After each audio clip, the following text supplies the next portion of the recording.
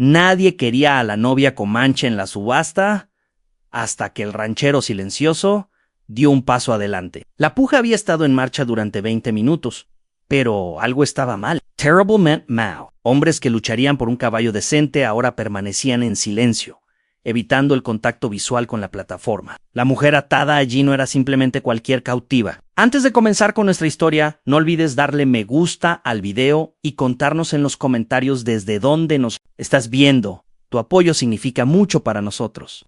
Llevaba marcas que hacían retroceder a los vaqueros adultos y susurrar oraciones bajo su aliento. Marcas que no deberían existir en alguien que se suponía era solo otro premio de guerra. Esteban Herrera se limpió el sudor de la frente, aunque el aire matutino era fresco. Su confianza habitual se había agrietado en algún lugar entre la tercera oferta fallida y el momento en que ella levantó la cabeza para mirarlo directamente. Solo 2 palabras en su lengua nativa.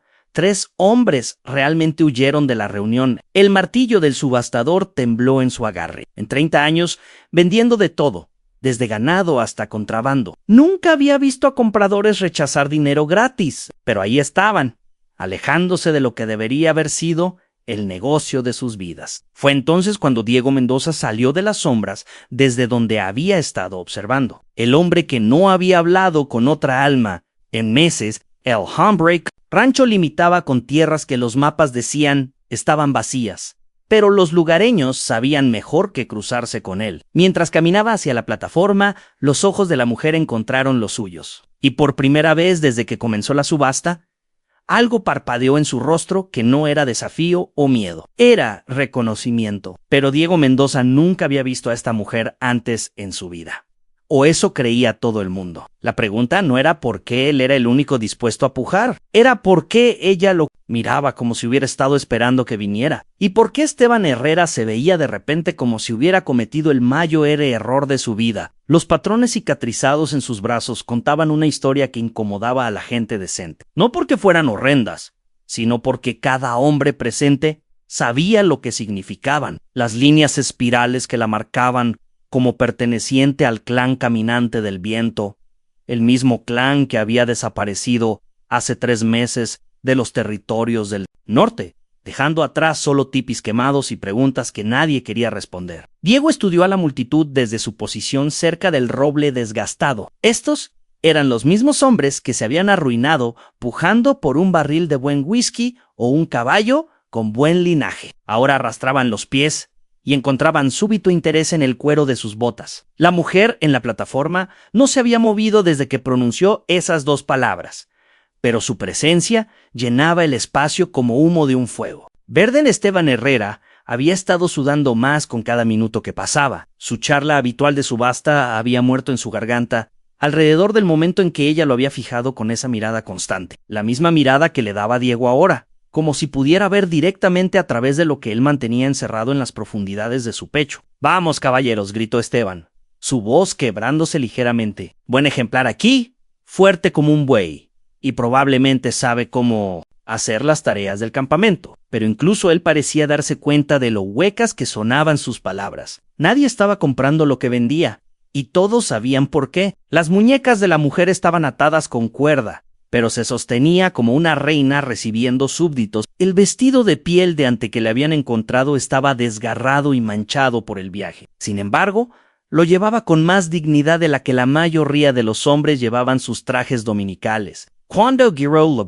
cabeza para seguir el movimiento de Diego, varios compradores dieron un paso atrás. El viejo Fernando, que había estado comprando ganado durante 40 años, se inclinó hacia su vecino. Esas marcas, mi abuelo contaba historias sobre marcas como esas. Decía que no traían más que problemas a quien tratara de quedarse con lo que no debía ser mantenido. El murmullo que recorrió la multitud llevaba el peso de viejos miedos y supersticiones más antiguas. Estos eran hombres prácticos que negociaban en ganado y grano y las cosas tangibles que construían una vida en la frontera. Pero enfrentados con algo que tocaba los bordes de lo que no entendían, su certeza se desmoronó como arcilla en una lluvia fuerte. Diego sintió el dolor familiar en su hombro izquierdo, donde sus propias cicatrices yacían ocultas bajo el algodón de su camisa. Cicatrices que coincidirían con ciertos patrones en los brazos de ella si a alguien le importara mirar, pero no mirarían porque mirar significaba hacer preguntas.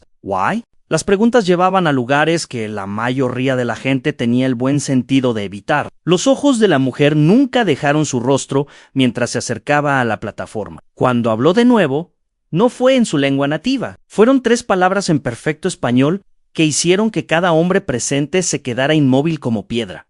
«Hola, hermano mío». El silencio que siguió a sus palabras se extendió como una cuerda tensa, lista para romperse. Cada ojo en la reunión se balanceó entre la mujer en la plataforma y Diego Mendoza, buscando algún parecido familiar que diera sentido a lo que acababan de escuchar. Pero Diego tenía las características curtidas de un hombre nacido para el viento de la pradera y el cielo infinito, mientras que ella llevaba los pómulos altos y la piel cobriza de su pueblo. Esteban Herrera encontró su voz primero, aunque salió estrangulada. Ahora vean aquí, nadie dijo nada sobre conexiones familiares. Esta es una transacción legal, toda apropiada, y agitó un papel arrugado que parecía haber sido escrito a prisa y firmado con renuencia. Diego subió a la plataforma sin invitación, sus botas haciendo sonidos huecos en las tablas de madera. De cerca, las marcas de la mujer eran aún más intrincadas de lo que habían aparecido desde la distancia. No cicatrices aleatorias o tatuajes decorativos, sino patrones deliberados que parecían contar una historia en un idioma más antiguo que los asentamientos que salpicaban este territorio. «Paloma», dijo en voz baja, y el nombre llevó peso como piedras cayendo en agua quieta. Ella inclinó la cabeza, estudiando su rostro con la intensidad de alguien leyendo texto familiar con poca luz. 5 inviernos te han cambiado, halcón solitario, pero no tanto que no reconociera al niño que aprendió a rastrear ciervos siguiendo sus sueños. La multitud estalló en murmullos confusos. Halcón solitario no era ningún nombre que hubieran escuchado asociado con Diego Mendoza, el ranchero, silencioso que se mantenía para sí mismo y pagaba sus deudas a tiempo, pero la mujer lo pronunció como si le perteneciera, como si le quedara mejor que el nombre por el que todos lo habían conocido. «Ya basta de esta tontería», interrumpió Esteban, secándose la frente con un pañuelo sucio. «Cualquier juego que estén jugando ustedes. Tengo una venta legítima que conducir aquí. Ahora, ¿quién hace la primera oferta?» Pero la multitud ya se estaba dispersando. Hombres que habían venido por curiosidad o ganancia potencial, ahora se encontraron testigos de algo que les erizaba la piel con incomodidad. Las reuniones familiares, especialmente las que cruzaban líneas culturales, significaban complicaciones que la gente simple prefería evitar. Diego metió la mano en su abrigo y sacó una bolsa de cuero que tintineó con el sonido de monedas de plata. «50 pesos», dijo, su voz llevándose claramente a través del espacio casi vacío. Los ojos de Esteban se iluminaron a pesar de su nerviosismo. 50 pesos eran más de lo que había esperado conseguir por 10 mujeres en su situación. «50 pesos a la una», gritó, escaneando la multitud restante por ofertas competidoras que nunca llegarían. Pero mientras Diego contaba las monedas, Paloma se inclinó hacia adelante hasta que sus labios estuvieron cerca de su oído. Las palabras que susurró fueron demasiado silenciosas para que alguien más las escuchara. Pero golpearon a Diego como un golpe físico. Su mano se congeló a mitad de camino hacia la bolsa de dinero, y por un momento, cada máscara cuidadosa que había usado durante 5 años amenazó con deslizarse. «Los niños no lograron salir», susurró. «Todavía están allá arriba en el valle oculto, y los hombres que se los llevaron van a regresar». Las manos de Diego temblaron mientras terminaba de contar las monedas de plata en la palma sudorosa de Esteban. El subastador apenas echó un vistazo al dinero antes de meterlo en su abrigo y alejarse de la plataforma como si hubiera estado manejando, algo que podría morder. En minutos, el último de los espectadores se había dispersado, dejando solo a Diego, Paloma y el peso de secretos que habían estado enterrados durante 5 años. Cortó las cuerdas que ataban sus muñecas con un cuchillo que apareció de su bota, la hoja moviéndose con eficiencia práctica. El momento en que sus manos estuvieron libres, se frotó la circulación de vuelta en sus dedos y lo fijó con una mirada que contenía toda la acusación que había estado temiendo. «Tafe West Sin». «Decir adiós», dijo su voz sin ira. Solo el tipo de dolor que corta más profundo que la rabia. Pequeño Zorro lloró durante 3 días. preguntando cuándo regresaría al consolitario para enseñarle cómo atrapar peces con las manos desnudas. La mención del niño golpeó a Diego más fuerte de lo que cualquier golpe físico podría haber hecho. Pequeño zorro, apenas de 7 años la última vez que Diego lo había visto, con dedos rápidos y risa más rápida. El mismo niño que ahora estaba en algún lugar, en un valle oculto, dependiendo de un rescate que podría nunca llegar. Tuve mis razones para irme.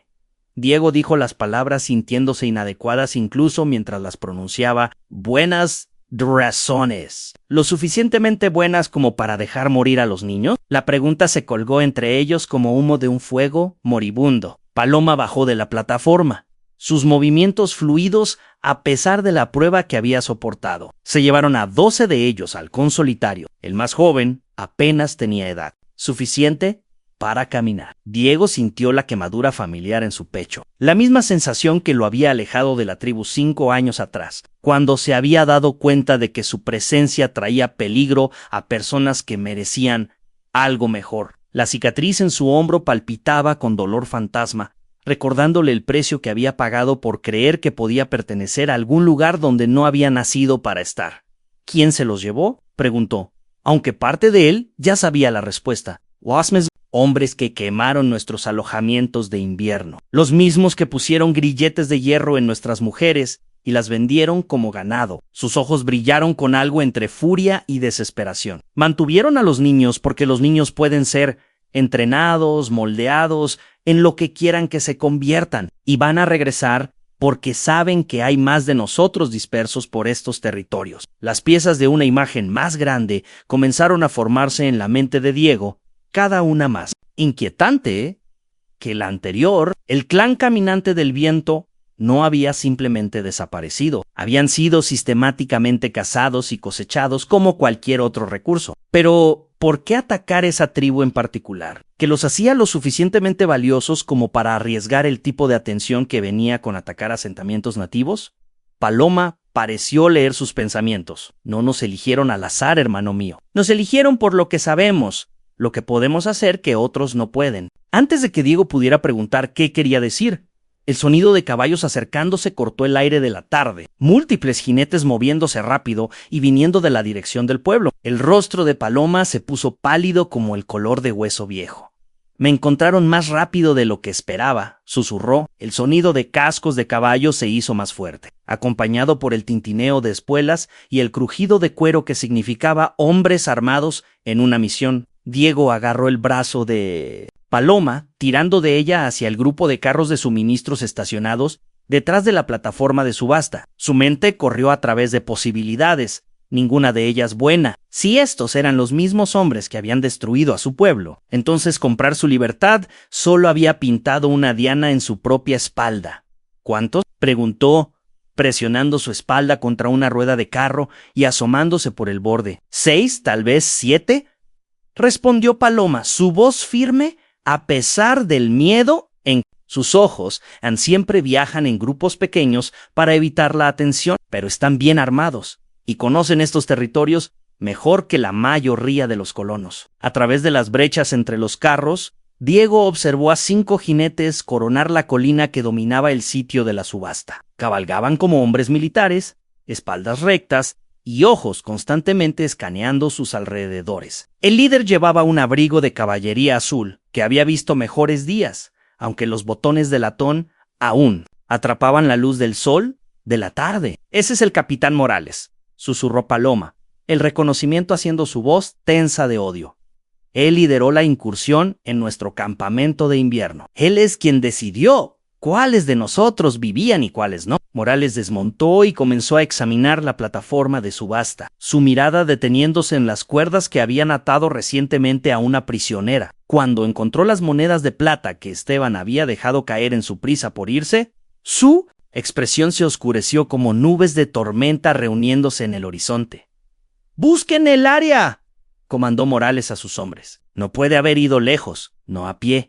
Y averigüen quién la compró. Quiero nombres, descripciones, todo. Diego sintió a Paloma tensarse a su lado. Lo inteligente sería escabullirse mientras los soldados estaban distraídos, poner distancia entre él y problemas que técnicamente no eran su responsabilidad, pero la memoria de la risa de Pequeño Zorro resonó en su mente, junto con los rostros de otros niños que había conocido durante su tiempo con el clan caminante del viento. «Hay algo que necesitas entender», dijo Paloma en voz baja, leyendo el conflicto en su expresión. «La razón por la que nos quieren no es solo por tierra o recursos. Mi pueblo tiene conocimiento que se remonta a generaciones, conocimiento sobre lugares en estos territorios que la mayoría de la gente ni siquiera sabe que existen. Valles ocultos donde el agua corre todo el año, donde el suelo se mantiene rico incluso durante años de sequía». Las piezas comenzaron a encajar en la mente de Diego nombres como Morales no cazaban tribus nativas por deporte o crueldad simple. Los cazaban por beneficio, por secretos que podrían valer fortunas a los compradores correctos, y los niños eran más fáciles de romper que los adultos, más fáciles de forzar a revelar lo que sus mayores habían muerto por proteger. «El valle oculto donde mantienen a los niños», dijo Diego, «la comprensión inundándolo. ¿Es uno de esos lugares? ¿No es así?» Paloma asintió sombríamente. «El más sagrado de todos nuestros lugares, un valle que nunca se congela, donde la comida crece salvaje y el agua fluye limpia. Están usando a nuestros niños como guías para mapear cada sendero secreto, cada recurso oculto que nuestro pueblo ha protegido durante generaciones incontables». Uno de los soldados de Morales estaba trabajando sistemáticamente a través de los carros, acercándose a su escondite con cada minuto que pasaba. Diego tomó una decisión que cambiaría el curso de ambas sus vidas. «¿Puedes montar?», preguntó. «Mejor de lo que la mayoría de los hombres blancos pueden caminar», respondió con el fantasma de una sonrisa. «Entonces, vamos a recuperar a esos niños. Pero primero, necesitamos llegar a mi rancho antes de que Morales averigüe quién te compró». Diego llevó a Paloma a través de un laberinto de arbustos y afloramientos rocosos que ocultarían sus huellas de todos, excepto los rastreadores más hábiles. Su rancho yacía 3000 las al noreste, pero la ruta directa los dejaría expuestos en terreno abierto donde los hombres de Morales podrían detectarlos desde una distancia considerable. En su lugar, siguieron un sendero serpenteante que Diego había memorizado durante 5 años de aislamiento deliberado. El sol de la tarde golpeó despiadadamente mientras escalaban a través de terreno que parecía árido a ojos no entrenados, pero proporcionaba mucha cobertura para aquellos que sabían cómo leer la tierra. Paloma se movió con la gracia fluida de alguien criado para viajar silenciosamente a través de territorio hostil, sus pies encontrando apoyo seguro en piedra suelta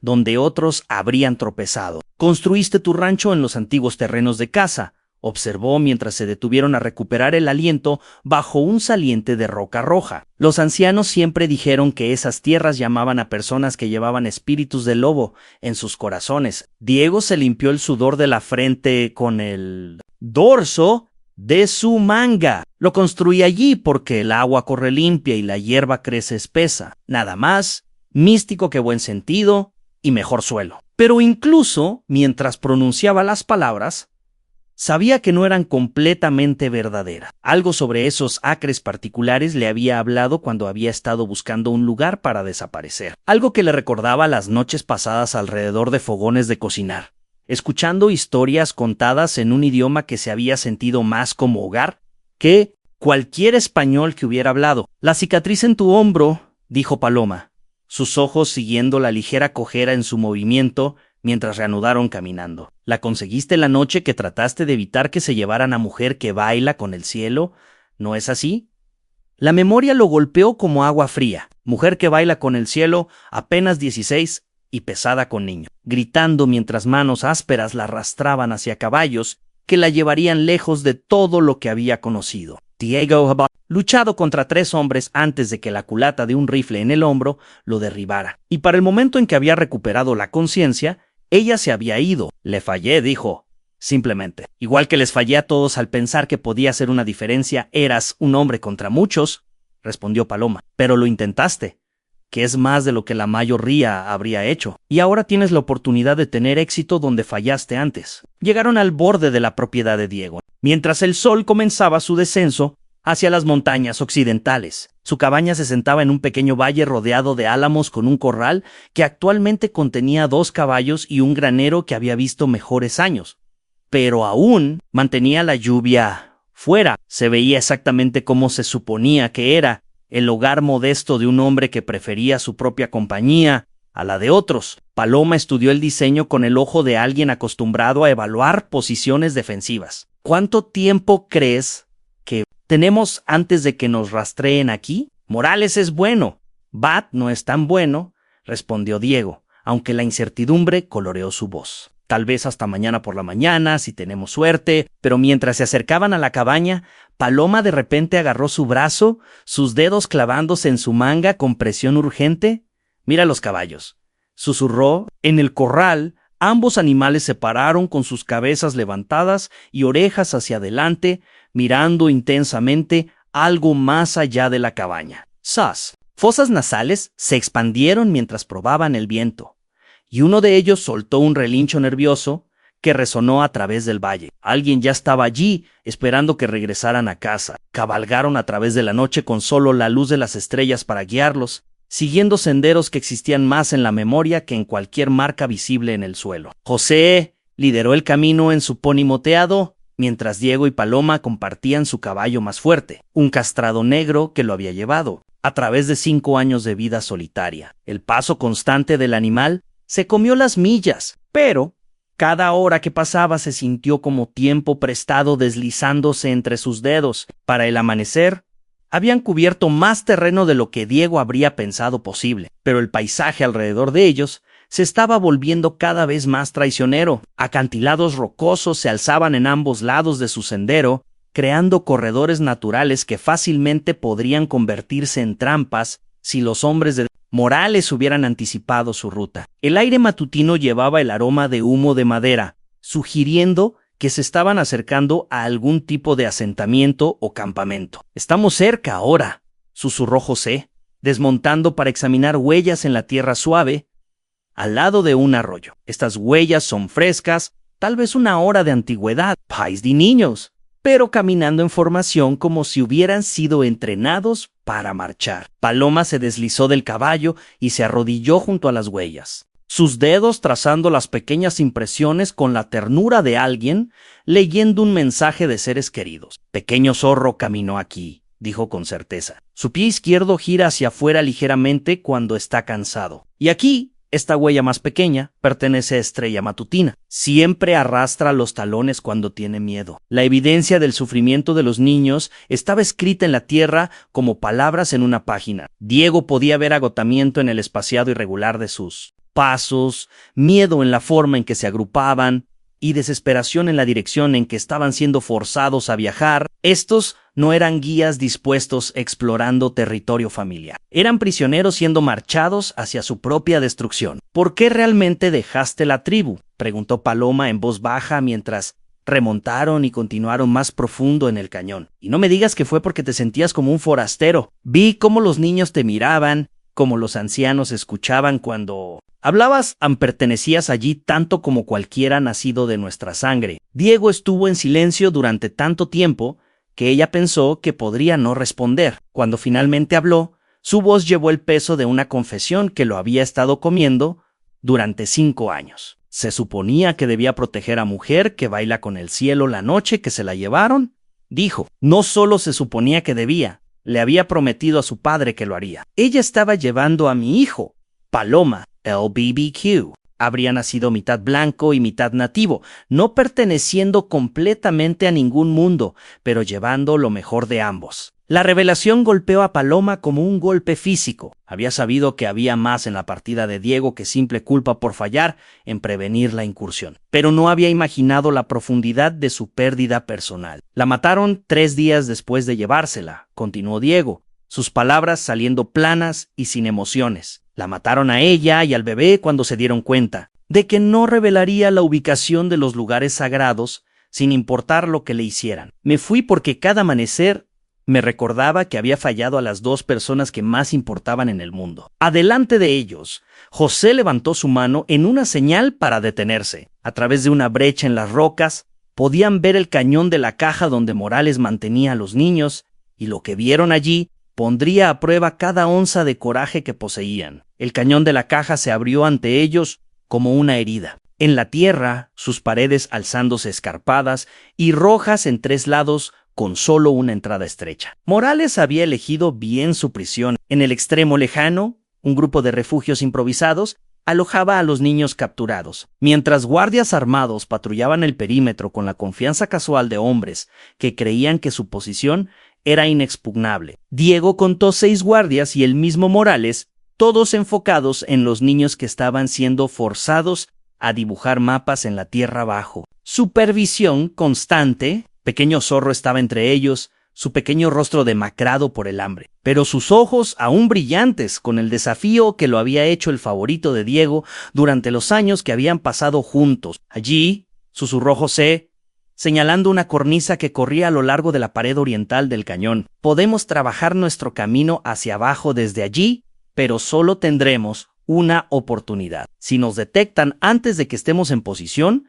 esos niños pagarán el precio. La siguiente hora puso a prueba cada habilidad que Diego había aprendido durante su tiempo con el clan caminante del viento, moviéndose como sombras contra la superficie rocosa. Los 3 descendieron a posiciones que les permitirían atacar rápida y decisivamente. José tomó el terreno alto con su rifle, mientras Diego y Paloma se dirigieron hacia los guardias más cercanos a los niños. El ataque llegó al mediodía cuando los guardias estaban somnolientos por el calor y la rutina. El primer disparo de José derribó al centinela que vigilaba la entrada del cañón, mientras Diego y Paloma se movieron simultáneamente contra los hombres que custodiaban a los niños. Años de planificación cuidadosa y espera paciente estallaron en momentos de violencia controlada que dejaron a los hombres restantes de Morales dispersos y desorientados, pero Morales mismo demostró ser más peligroso que sus subordinados. Mientras Diego luchaba por llegar a los niños, el capitán apareció detrás de una roca con un rifle apuntado directamente al pecho de Pequeño Zorro. «Ya es suficiente, halcón solitario», gritó Morales, usando el nombre con familiaridad burlona. ¿O debería llamarte por tu nombre real, Diego Mendoza? El mestizo que pensó que podía jugar a ser blanco hasta que su mujer se hizo matar. Las palabras estaban destinadas a romper la concentración de Diego, pero en su lugar aclararon su mente de todo, excepto la necesidad de proteger al niño, que lo había llamado hermano. Morales había cometido el error de pensar que el dolor era debilidad, cuando en verdad había estado enseñando a Diego cómo enfocar su rabia en algo puro y mortal. «Tienes razón sobre una cosa», dijo Diego, saliendo al abierto con las manos levantadas. «Le fallé a mujer que baila con el cielo, pero no les fallaré a estos niños». El dedo de Morales se tensó en el gatillo, pero nunca tuvo la oportunidad de disparar. Paloma se las había arreglado para rodearlo por detrás durante su conversación con Diego Waisu Cuchillo. Encontró el punto suave entre sus costillas con la precisión de alguien que había sido entrenado para matar rápida y silenciosamente. Los guardias restantes se rindieron cuando se dieron cuenta de que su líder estaba muerto y su posición era desesperanzada. En minutos, Diego estaba cortando las cuerdas que ataban a los niños mientras Paloma y José reunían los mapas y documentos que expondrían la extensión completa de la conspiración para robar tierras y recursos nativos. 3 semanas después, las autoridades territoriales arrestaron a 5 funcionarios del gobierno, basándose en evidencia encontrada en los papeles de Morales. Los niños sobrevivientes fueron devueltos a lo que quedaba de sus familias, mientras las ubicaciones sagradas permanecieron secretas y protegidas. Diego vendió su rancho y usó el dinero para establecer una escuela donde niños nativos y blancos pudieran aprender juntos, honrando ambas tradiciones mientras se preparaban para un futuro que requeriría la sabiduría. De ambas, Paloma se convirtió en la primera maestra de la escuela, mientras Pequeño Zorro creció para convertirse en un puente entre mundos, justo como Diego había esperado una vez que su propio hijo podría haber sido. El pasado no podía deshacerse, pero podía redimirse a través de las decisiones tomadas por aquellos que sobrevivieron para construir algo mejor de las cenizas de lo que se perdió. Esperamos que hayas disfrutado esta historia de coraje, redención y justicia en la frontera. Si te gustó, no olvides suscribirte a nuestro canal, darle me gusta a este video y compartirlo con tus amigos. Queremos saber de ti. ¿Desde dónde nos estás escuchando? ¿Eres de México, ¿España, Venezuela o algún otro país? Y más importante aún, ¿qué parte de la historia de Diego y Paloma te tocó más el corazón? ¿Fue el momento del reencuentro, la lucha por salvar a los niños o tal vez la redención final de Diego? Déjanos tu comentario contándonos qué momento de la historia fue más impactante para ti y desde qué país nos estás escuchando. Nos encanta leer cada uno de sus mensajes. Hasta la próxima historia. Que tengan un excelente día.